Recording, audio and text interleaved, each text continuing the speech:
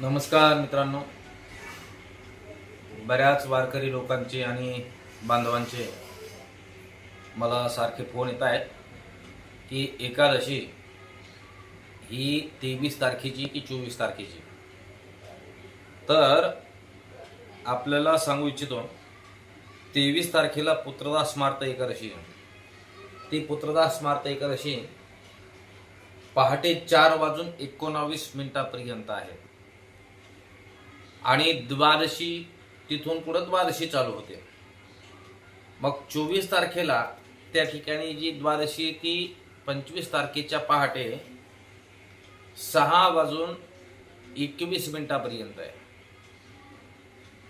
मग एकादशी ही 23 तारखेची की 24 तारखेची हा मूळ मुद्दा. तर या मूळ मुद्द्यामध्ये नियमाने 23 तारखेची एकादशी आहे, परंतु काही भागामध्ये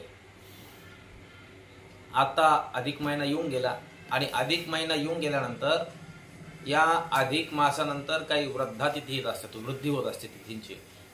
ती वृद्धी या ठिकाणी होते. ती वृद्धी कशी होते की द्वादशी ज्या ठिकाणी सूर्योदयाला आहे त्या ठिकाणी ती द्वादशी दुसऱ्या दिवशी राहील, म्हणजे त्रयोदशीच्या दिवशी 25 तारखेच्या दिवशी त्या ठिकाणी ती द्वादशी ही सूर्योदयाला आहे म्हणून ती सूर्योदयाच्या सूर्यदर्शी द्वादशी धरल्या जाईल. आणि मग एकादशी त्या ठिकाणी कशी धरावं, तर दाते पंचांगकर्ते यांनी या ठिकाणी खुलासा दिलेला आहे.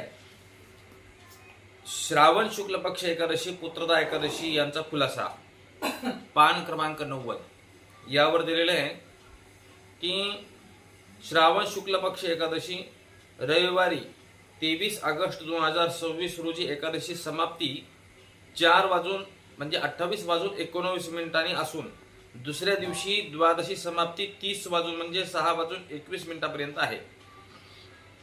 ज्या गावांची 25 ऑगस्ट रोजी सूर्योदय 6:21 होत आहे अशा प्रदेशामध्ये द्वादशी तिथीची वृद्धी होत असल्याने एकादशीच्या दिवशी म्हणजे 23 ऑगस्ट रोजी पुत्रदास स्मार्त एकादशी असणार आहे आणि 24 ऑगस्ट रोजी भागवत एकादशी त्या ठिकाणी असेल.